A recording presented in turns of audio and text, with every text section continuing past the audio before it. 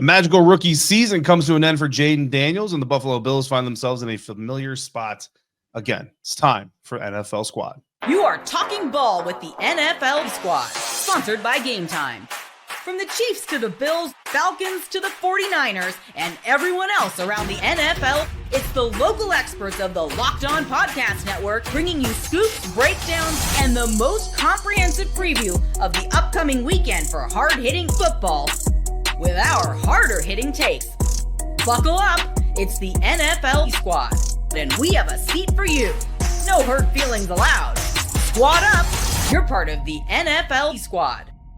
And welcome in, everybody, to this week's NFL Squad. Sit back, grab your favorite drink or your snack of choice, and join us as we get you ready for not another wild week of NFL action, because there's Pro Bowl stuff happening. I hear. I don't know if people really still watch that, but we are going to talk about the NFL, everything coming that went down this last weekend, and of course, we'll look a little bit ahead to the big game here in a couple weeks. We are part of the Locked On Podcast Network, your team every day, and this NFL Squad episode is brought to you by Gametime. Download the Gametime app, create your account, use the promo code LOCKEDONNFL, all one word, for $20 off your first purchase.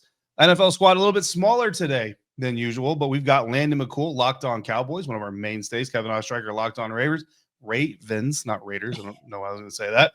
And Sarah Bettinger. I asked you before we went to record, and I still messed up. Sarah Bettinger, Locked On Broncos, representing so that Cody doesn't get too much crap for not being here this week. But guys, we got to talk about the Super Bowl coming up, but we're not going to talk about the actual game just yet. We are going to talk a little bit about the teams competing, but we're not going to go crazy and make some way too early predictions. We've still got a whole lot of podiums to go through, and the team's got to practice, and we've got injury reports and everything else. But I want to talk about the losers first.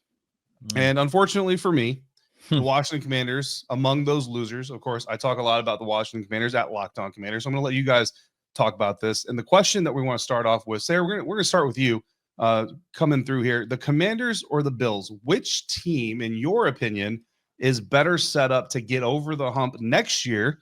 Again, Bills fans, sorry for you. No Joe, but still a show. Commanders or Bills, Sarah? Who do you got has the best chance of getting over the hump next year to get to the big game? Well, I think the Commanders have the best shot, and it's because the Bills have to go against their arch rivals, the kryptonite that is the Kansas City Chiefs. I mean, realistically, they haven't beaten them in the playoffs anytime recently, and so I don't know. I don't have any faith in the Bills anymore. I'm sitting over here with all my Broncos gear wondering, when is somebody going to finally take these guys down? And we're over here like, Josh Allen, he's Superman. He can finally do it. He can be. I'm sick of putting my hope in Josh Allen. I'm done putting faith in Josh Allen.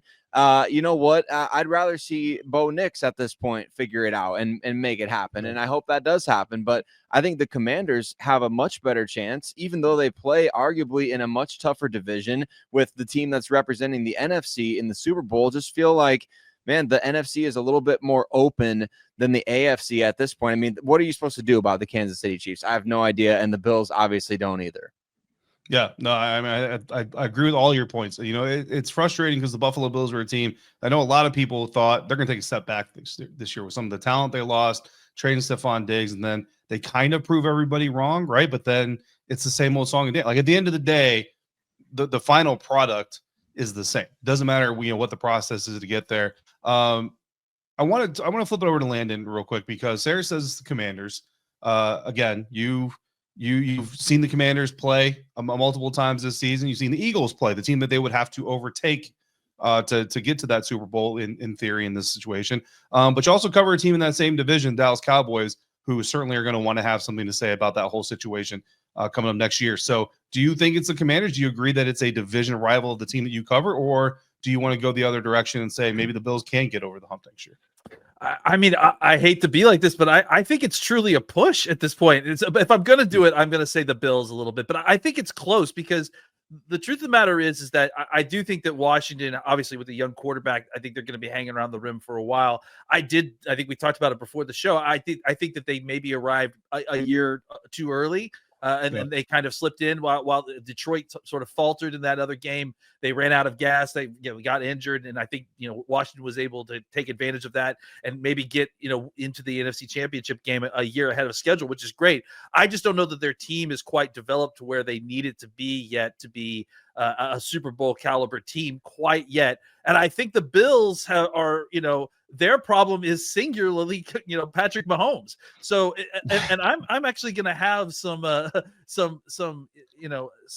faith in the AFC West, because it does seem like it's an improving conference. And all it takes really is that if somebody else can trip up Patrick Mahomes along the way, the Bills may have the opportunity to kind of step in there and fill that void, because it does feel like until whatever's going on with Baltimore in the playoffs as well, because I'm a huge believer in Baltimore. Kevin, let me just state that, but there's something going on, and I can't, I wish it wasn't, but until that gets taken care of and Lamar can properly take his crown, I think that the Bills are to the rest of the AFC what the Chiefs are to the Bills. So I think, right now, I think the Bills are likely to kind of stay near the rim, try to tip that ball in. And Washington, although I do think that they are going to, they're back in the mix. Obviously, they are a team to watch, one of the best teams in the NFC, no doubt. I wouldn't be surprised if they took a step back next year while getting ready to be, perennial contenders in a year or two as they kind of get things in order on the defensive side.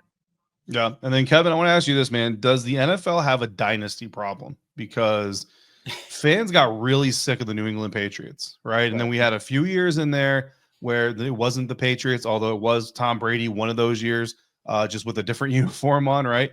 But we got a little bit of break from the Patriots, and now here we are with the Kansas City Chiefs. And Patrick Mahomes has never not been to an AFC championship game as a starting quarterback. And I think it feels like fans, even though the NFL is still the league with the most parity of all professional sports leagues, do they have a dynasty problem? Like, does the NFL need to find Patrick Mahomes a kryptonite because he's just too many other people's kryptonite?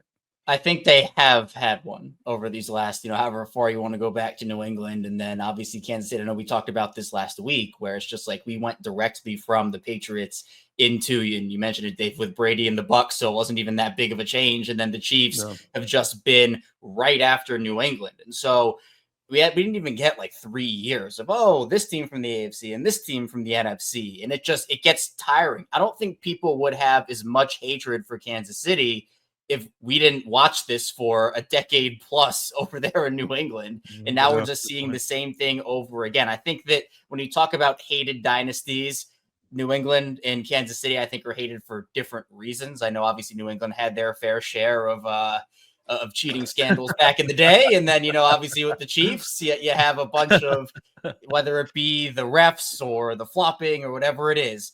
But it's just like, we're so sick of it now that I think the NFL has to find some level of in the NFC, you're having different teams represent, you're having this happen, but then it's just like, okay, well, Kansas City's back. And in the AFC, I think, Landon, you bring up an interesting point, and I don't disagree with you on any of what you said. But in the AFC, it's just such a top-heavy conference where it's like Kansas City, Buffalo, Baltimore, and obviously even like Cincinnati with Joe Burrow next year. What's that going to look like? Obviously, you look at Los Angeles with Justin Herbert. We got Sarah in the corner there. Bo Nix is going to take, I think, a year or two leap. Like, what's Denver going to look like with that defense? Like, wearing his Chicago Bulls hat, by the way. Yeah, who, by the way, beat my Denver Nuggets last night. So that's a whole different conversation. But, right before they trade everyone. Yeah, exactly. Maybe Levine comes to Denver. But, I think at the end of the day, the NFL, they're in a kind of an interesting spot because we can't have this happen again. Like, I'm even looking towards the future. Like, what happens when Kansas City dies out? Are we going to have another problem with this? Like, is there going to be another dynasty that takes over? That cannot happen. If it stops after 2, then okay. If it happens again after Kansas City, people are going to be even more fed up than they are now. Yeah, no, absolutely. I mean, when you look at it, there's one fan base that looks at it and says, it's okay. We've got all these Super Bowls memories to live off of for a while until maybe Drake May gets rolling. And then you got one fan base that's just basking in the glory of being the new dynasty. You got 30 other fan bases going, come on, dude. Like what? You know what I mean? Like, maybe we need a lottery. Maybe we need to go the NBA route, and maybe we need to just funnel a bunch of number 1 picks to the Dallas Cowboys so somebody can get this thing switched up. Nobody's gonna ask for the Cowboys to be that team. Landon, I'm sorry. We've already been that team, buddy. We've already been that team. That's during the 90s though, even though there was a run like the Dallas Cowboys, there was Washington for a little while, like New York was really good, San Francisco was like. but there was still the opportunity, even when the teams won back-to-back Super Bowls, you felt that there was the opportunity. Even the Buffalo Bills. I mean, look, 4 straight Super Bowls is impressive. No rings, but it's okay. We're gonna get back to the topic at hand, though. Eagles and Chiefs will be playing in the Super Bowl. So I'm gonna ask 2 of our hosts here on this NFL Squad episode to do something that's a little bit hard sometimes and tell us why the team in the division they cover is the best team in this matchup. I think they know who they are, and then we're gonna ask another host, you can do the math yourself, what Sam Darnold's impact is going to be on the free agency market this offseason. That's all coming up next on this week's NFL Squad, part of the Locked On Podcast Network, your team every day. Today's NFL Squad episode is brought to you in part by TurboTax. This is a message from sponsor Intuit. TurboTax Taxes was waiting and wondering and worrying if you were going to get any money back, and then waiting, wondering, and worrying some more. Now Taxes is matching with a TurboTax expert who can do your taxes as soon as today. An expert who gives your taxes their undivided attention as they work on your return, while you get real-time updates on their progress so you can focus on your day.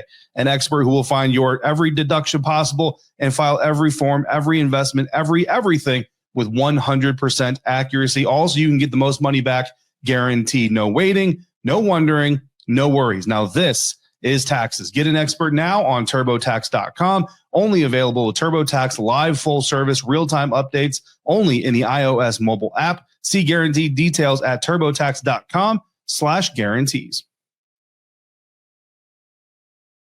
Continuing now this week's episode of NFL Squad. We've got a good bunch of guys here, and it's good timing because the last game of the season is going to be between the Philadelphia Eagles and the Kansas City Chiefs. So one of those teams is going to win the Super Bowl and be dubbed the best team in the NFL in 2024. So now I got to do it, guys. You guys are the best equipped guys here to have this conversation, unfortunately. And we're going to start with Sarah. Why is it the Kansas City Chiefs? The Chiefs are the unstoppable force, and there's no immovable object. That's the way that it is. We've come to find out the Kansas City Chiefs are just good at everything. They're good at the little things. They're good at the hard things. They're good at closing out games. They're good at rushing the passer in clutch moments. They're good at gaining yards on the ground when they need to bleed out the clock when the team has 1 or 2 timeouts. They're good at everything, and it's just the way that it is. And so I'm one of those types of people that, look, I grew up loving the Denver Broncos, hating the Kansas City Chiefs. You can't just sit there and say, well, it's not this because of the officiating, because of this, that, and the other. You watch this team since Patrick Mahomes. He played his first game ever against the Denver Broncos, his very first start. He's been doing this ever since he stepped foot on an NFL field, making clutch plays in big moments. And the Chiefs they're well coached. They're just better than everybody, and they're better than the Eagles. I know you said we got to go through the podiums and the injury report. They're gonna beat the Eagles. It's gonna be by 1 score. It's how it's gonna go down. It's just how the Chiefs play. They've won 17 straight 1-score games. I don't even know if that's real. Is that a real thing? That this is what they do, and it's who they are, and it's who they've always been. Yeah. Landon, bravo. That was good content about the Kansas City Chiefs from a rival host. Landon, your turn, buddy. Philadelphia Eagles. Am I allowed to just say ditto? Because I agree. No. Look, listen, the Philadelphia Eagles have one of the best offensive lines in football, if not the best offensive line in football. They have one of the best running backs, if not the best running back in football. And then on top of that, they have an offensive system that includes a quarterback running the football as well. And so what they have developed in that kind of trio of entities is created probably the most, I mean, you have to think about it, especially since they're in the Super Bowl now, probably one of the most unstoppable rushing attacks in the history of the NFL, right? Like in that those 3 combinations all put together really are a kind of a brutal combination to stop. And frankly, teams have had a really hard time when Saquon Barkley has been fully unleashed upon them, stopping that. So there is a chance, and despite the fact that I, again, agree a lot with what has been stated previously and will pick Kansas City to win this game, I think there is also a very good chance that if the Eagles running game gets going early and often, and they're able to possess the control of the ball and the game just continues to hang around and be close, that Kansas City gets beat up and eventually it wears out on them.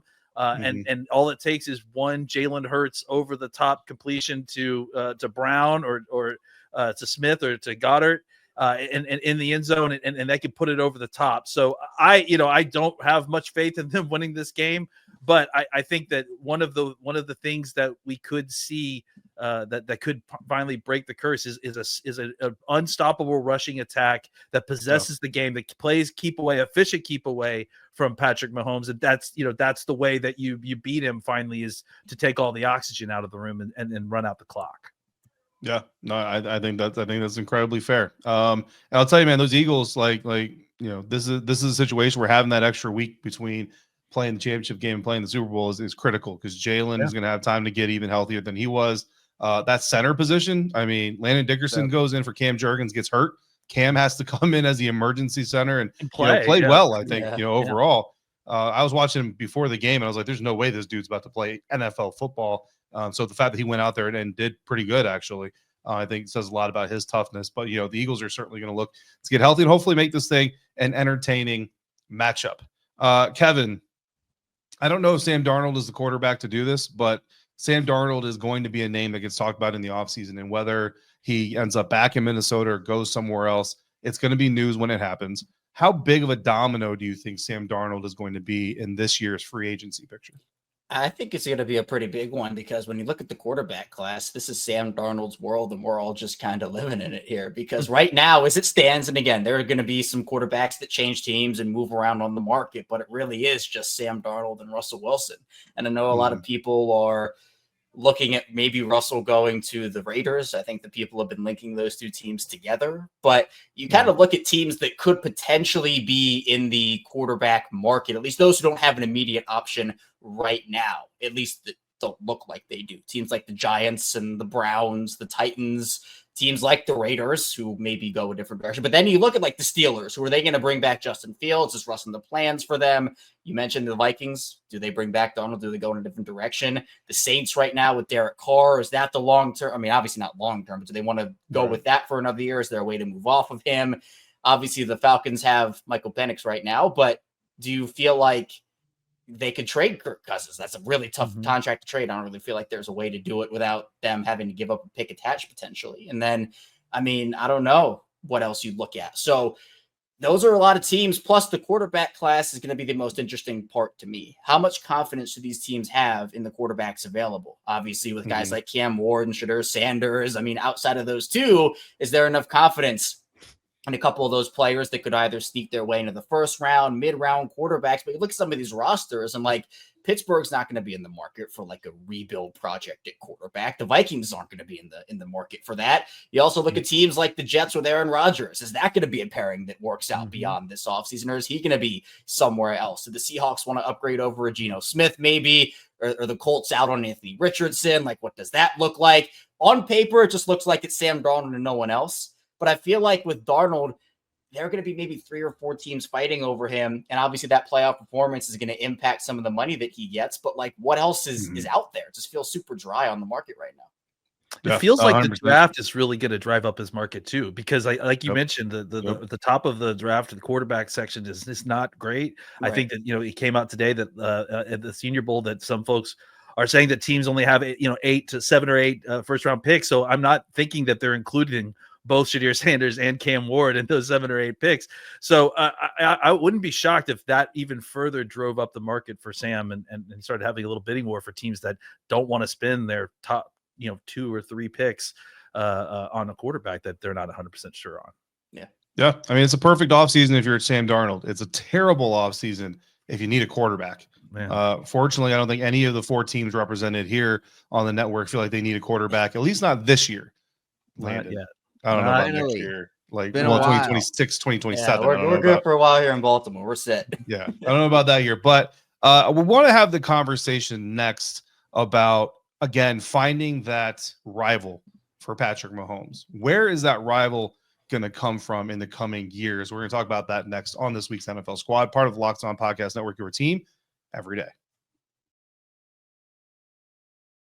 Today's NFL Squad episode is brought to you in part by Gametime. Attending NFL playoff games is an unforgettable experience that brings all fans together, no matter where you're coming from, no matter what team you're cheering from. I remember the excitement and energy of the divisional round game between the Detroit Lions and the Washington Commanders. Obviously, by the end of that game, The Detroit fans a little bit quieter than the Washington fans, but the way that the Detroit Lions really put on the show was absolutely electric. I'm looking forward to doing even more of that in the coming years. Well, Gametime has a new feature called Gametime Picks that makes getting tickets for events even easier. It filters out the fluff to show you only incredible deals on great seats, so you don't have to waste time searching through thousands of tickets. So take the guesswork out of buying tickets with Gametime. Download the Gametime app, create your account, use the code LOCKEDONNFL for $20 off your first purchase. Terms apply. Again, create your account, redeem the code LOCKEDONNFL for $20 off. Download Gametime today. Last minute tickets, lowest price guaranteed.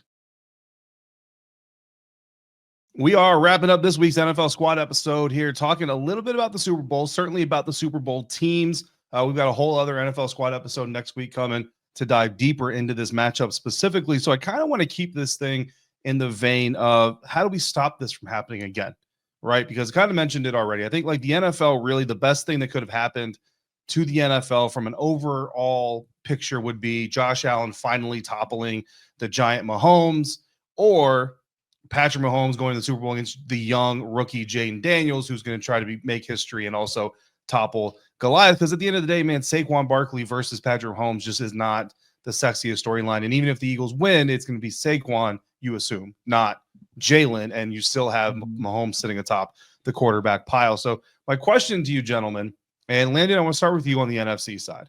If you look at the NFC picture, where is the current NFC quarterback?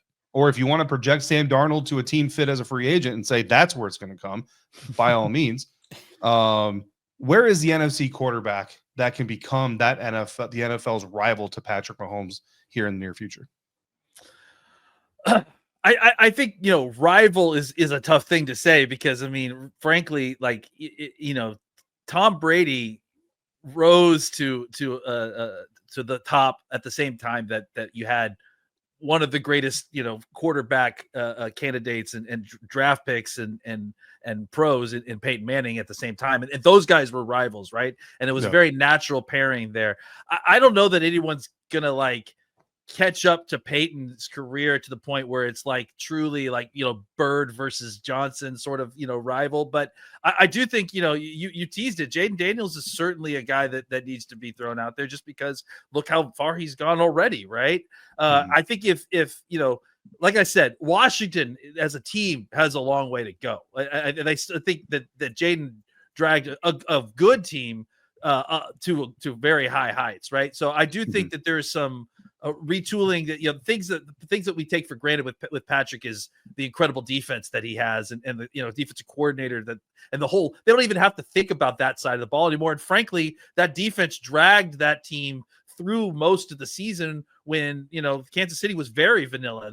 Having an incredible great defense is what made them special enough to get the number one seed in the first place. So I think that's an important part of this. But if we're talking strictly quarterbacks that have the moxie, have the capability, have the talent, you got to look at guys that have the ability to create on their own, that can operate outside of structure. And I think obviously Jaden Daniels' legs, are the kind of X factor there. If I was picking the AFC team, I would pick Kevin's team, and I think that Jaden Daniels is the closest thing you're going to get to Lamar Jackson. And I think his ability to kind of use his legs to create with on the throw and on the run is going to be the thing that can ultimately take a guy like Patrick Mahomes down. Yeah, and look, if it is Lamar Jackson, I mean, Kevin, plenty of people in and around the DMV, because I know Baltimore says they're not DMV. I got it. In and around the DMV, plenty of people wanted that Beltway Bowl to head down to New Orleans and see Baltimore and Washington competing for Lombardi. And then that may be on the horizon. Who knows? So I'll flip it over to you for AFC, because Landon kind of alluded to it, right? Like, it's much easier if you're going to have an AFC, or if you have a rival for Patrick Mahomes that comes from the AFC, where there's a better chance of getting that matchup on a year-to-year basis. So is it Lamar in your eyes, or is Josh Allen still at the top of that heap, or is there another quarterback that's creeping up that maybe can take that mantle? Yeah, see, Landon, I knew I liked you. I knew it. I knew it. But yeah, I mean, I do think, and no bias here, it is Lamar, and it's nothing against Josh. It's just we've seen it not happen too many times, where it's like Sarah said at the beginning of the show. It's like you say, all right, it's going to be Josh this year. It's going to be Josh this year. And then it's not. Lamar has also lost to Mahomes in the playoffs. I'm not saying that he is perfect in that regard either. But I just feel like with the way the Ravens have gotten close, and it's just been the way that they've lost. And I mean, we say it every year here in Baltimore. It's like this team just beats themselves over and over again. And it happened against the Chiefs as well in week 1. It happened against the Chiefs in the AFC Championship game where they got away from who they were. I know that a lot of people like to look at Lamar's playoff record and say 3-5, 3-5. Of course, Lamar plays a factor in that. I'm not going to sit here and tell you guys Lamar's been the best playoff quarterback ever because he's not. But it feels like some other power that be in the playoffs, and as we've talked about here, it's like they have to get over that hump first before we can talk about them getting over the ultimate hump in Kansas City. But I think Allen does have a shot. Joe Burrow has been the one that has done it. He didn't go all the way and win the Super Bowl, but that's another team that you got to look out for. And then there are a bunch of these, because we're talking about right now, we could look 5 years down the line, but what are the Chiefs going to look like 5 years down the line? I don't think, their dominance is going to be that prolonged, though I guess we said that about the Patriots, and look where we got with that dynasty. So I think that for me, it is Lamar Jackson and the Ravens. It just comes down to them not getting too big in that moment, because the Chiefs have been there, done that. I mean, AFC Championship games, I mean, they're sleepwalking through that. They've been there, they've done that. The pressure doesn't get to them. It just feels like with the Ravens, there's something else that does. And it's not just Baltimore. It just feels like the Chiefs are not only the AFC's kryptonite, but the NFL's kryptonite. And someone has to stop it. But I feel like if there was an AFC quarterback, it would be Lamar. Yeah. I mean, look, you kind of said there's just a vibe when you watch these games. You watch the Bills and, look, when the Bills had the lead, it's like they got the lead. It's like, yeah, but what's about to happen? Like something's going to happen and it's going to go south. And if we're feeling it, the crowd's feeling it, the players, like they're human beings. They're still feeling it. And maybe, it's potential that they're just trying too hard at this point to try to make this thing happen. Sarah, I want to flip it over to you, man. Cause I'll tell you what, Bo Nix, look, I might be getting disrespectful towards Justin Herbert, but I feel like Bo Nix is the second best quarterback in the NFC West already after 1 year. I don't think that anybody's going to put him in that conversation to topple Mahomes just yet. Certainly, he would love to open that door next year by beating the Chiefs a couple times. But I want to turn to the draft with you. If the current, if the Mahomes challenger to be is not in the NFL, which quarterback do you think has the best chance of becoming that guy? Starting his journey in 2025. Well, I think it's got to be Cam Ward. I mean, you look at this draft, it feels like that this class, the best quarterback is like what Will Levis was a couple years ago coming out, like kind of exciting, interesting traits, a lot of popping plays at Kentucky and things like that. But at the same time, like there's a huge risk reward factor. I mean, with Shedeur Sanders, he never saw a sack he didn't like. I know that's going to sound terrible, but I mean, the guy took way too many sacks at Colorado. There's no doubt about it. And that trait, unfortunately, translates to the NFL. Jalen Milroe, kind of a second coming of Anthony Richardson, where not a ton of time on task, a lot of talent, physical abilities, but needs the right situation and coaching to probably grow over the next handful of years. No idea if he's going to be that guy. I see a lot of people like Jackson Dart. The first time I saw him was their final game of the year. And boy, it was not good. So I think he threw 2 or 3 interceptions when they were given mulligans to win the game there at the end. To me, it's Cam Ward. Yes, the recklessness early in games got Miami down a lot of times this past year. But look, that was the dude that brought the team back. And I just feel like he has that it factor. If anybody in this quarterback class has it, it's Cam Ward. I really like what he did at Miami this last year. I don't know that necessarily I would say, hey, stack him up against the 2024 class and he's the second or third guy. I don't think that's the case. But I do think if he gets to the right team, like, I know you guys will hate to hear this, but I don't hate the Giants for him. I don't. I don't like the Titans for him. I don't like the Browns for anybody. I like the Giants a little bit for him. I do. I think with Malik Neighbors and then Tyrone Tracy, they've built a little bit on defense already. They've got some guys there. And Brian Daboll is, he's proven with Josh Allen in the past. I know that not everybody's Josh Allen, but like Josh Allen at the 2018 Senior Bowl could not hit the broadside of a barn. I think he hit the crossbar more than he did the receivers, and he struggled with accuracy at Wyoming. So Brian Daboll was able to rein his skills in and utilize an offense that exploited defenses with his running ability early on. So how can somebody do that with Cam Ward? Well, get him to Brian Daboll, who took Daniel Jones to the playoffs. I don't hate that situation. And I think that may be the only, I mean, you guys tell me if I'm wrong, because Shador, I don't know. I just don't see it with him. I like him. I love Dion, 90s kid here. Always loved Dion, wore the bandanas.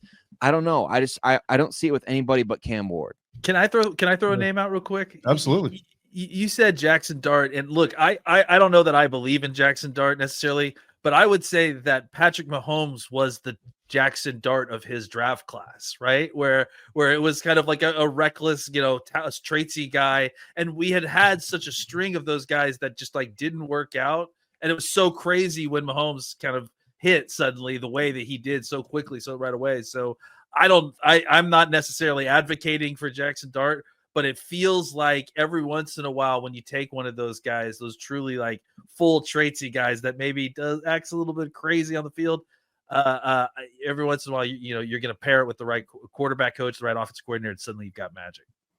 Yeah. I mean, at the end of the day, I think fit has a lot to do with it. You know what I mean? If Pat doesn't go to Andy Reid, if Lamar doesn't go to Baltimore, early in his career, if Deshaun doesn't go to Houston, what happens to these guys and where do they end up? And all that stuff ultimately is going to matter. You're giving me Jameis Winston flashbacks. So when you're talking about, the guy that sets you into the hole being the guy that brought you out of it, I spent so many years talking back and forth with Bucs fans about that very thing. But look, I think your point about Dable is very good because, I love Bruce Arians, right? One of my favorite coaches I've ever gotten to cover, the pleasure of covering. But, it was like Roethlisberger, Manning, Kurt Warner in the Super Bowl, Luck, I got it. Tom Brady in the Super Bowl. You know what I mean? I got it. I'm not trying to diminish your record here, but I think getting Josh Allen in league to develop the way he did is a little bit more impressive than some of those projects, I would say, just by itself. So we'll see. So we'll see what happens. We'll see if anybody can topple Mahomes. Maybe it's Saquon Barkley. Maybe the answer is there's no quarterback that needs to topple Patrick Mahomes. Just Saquon Barkley is going to be the guy. And that'll just, I don't know, the revitalization of the running back market. And then everybody's going to get really mad when none of them get paid this coming off season. But that is a conversation for another time. This has been this conversation this week. Thank you for joining us here at the NFL Squad. We will be here each week. Each of us will also be here for you every single day, part of the Locked On Podcast Network, covering your favorite teams. So make sure you're following us. And I promise you, we all speak English much better than I am right now. Don't miss a moment of the coverage. All of it again, part of the Locked On Podcast Network, your team every day.